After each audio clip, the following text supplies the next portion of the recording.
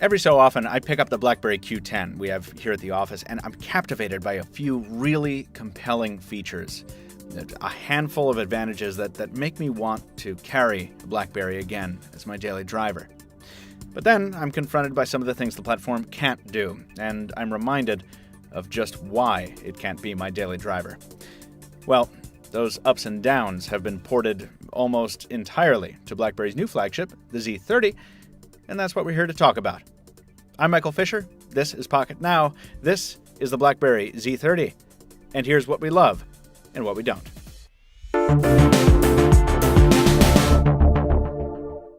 It's always kind of a bummer to end a video on a list of downers, so for this one we're going to get the bad stuff out of the way first. Some of this will be familiar to those of you who've seen our reviews of BlackBerry's Z10 and Q10. For new viewers, follow us on the feeds so you don't miss future videos from Pocket Now. On the software side, the number one sticking point with BB10 continues to be, say it with me, the apps. I know we're beating a dead horse here, so we won't dwell on this, but even in the curated front page view of the BlackBerry app world, there's just not much here. It's not like the situation with Windows Phone, which has managed to fill many of the high-profile slots.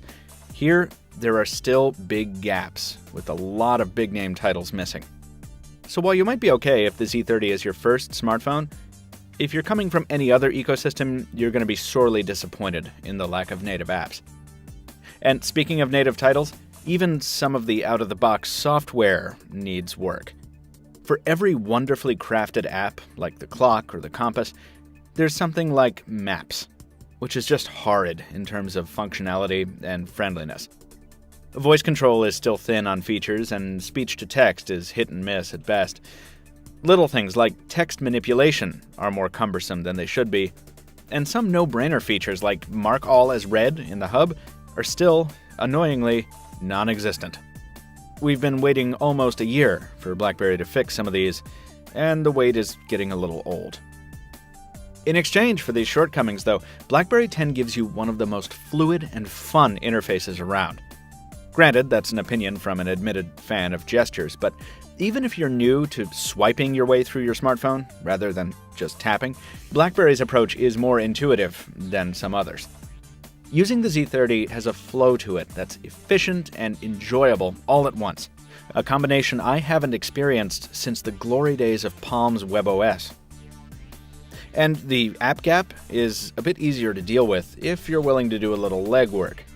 The latest version of BlackBerry 10's Android runtime supports Jelly Bean apps, and thanks to the awesome BlackBerry developer and fan community, particularly at crackberry.com, it's relatively easy to sideload those apps onto your device.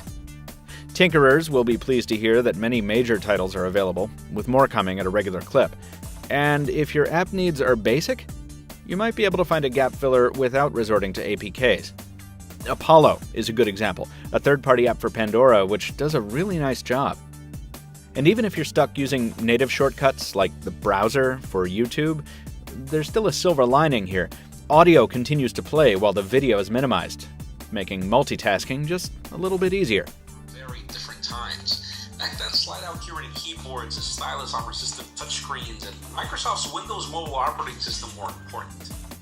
So, from the comprehensive and quick system-wide search, to the intelligent active frames that minimize apps into de facto widgets, to the new lock screen notification previews and the new notification banners, to the outstanding predictive text of the software keyboard, to the hub, which ties it all together, BlackBerry 10 is a very smart, very easy-to-use interface that makes a lot of sense, and one which, frankly, doesn't get the respect it deserves. One of the reasons for that may be due to BlackBerry's hardware, which was pretty unremarkable on the Z10, and unfortunately, even less remarkable on the Z30. While the newer device adds a little bit of personality to what essentially resembled reference hardware on the Z10, it's not an exciting personality. The rounded corners conflict with the bright line delineation of the silver chin, and the 170-gram mass makes it seem fatter than it actually is at 9.4 millimeters. The design is neither inspired complexity nor elegant simplicity. It's just there. It looks more like a generic smartphone from 2 years ago, rather than the new flagship of a resurgent platform. Even the glass weave on the back can't save it from its near total blandness. Fortunately, aesthetics are relative. And if you find the Z30's casing appealing, well, there's a lot to like within it, too. First of all, it's comfortable to hold. That soft back and the rounded corners make for a nice in-hand feel despite the weight. The 5-inch Super AMOLED display may only be 720p, but it renders gorgeous colors. The battery's embedded, but it's a big one at over 2800 mAh. There's a removable micro SD card for storing media and photos taken with the 8-megapixel camera, which doesn't like exposure extremes and could use a friendlier viewfinder, but it does a nice job in most lighting conditions. And little touches, like the dedicated mute and voice command key, and of course the traditional red notification LED, round out a phone that gets the job done in a uniquely BlackBerry kind of way.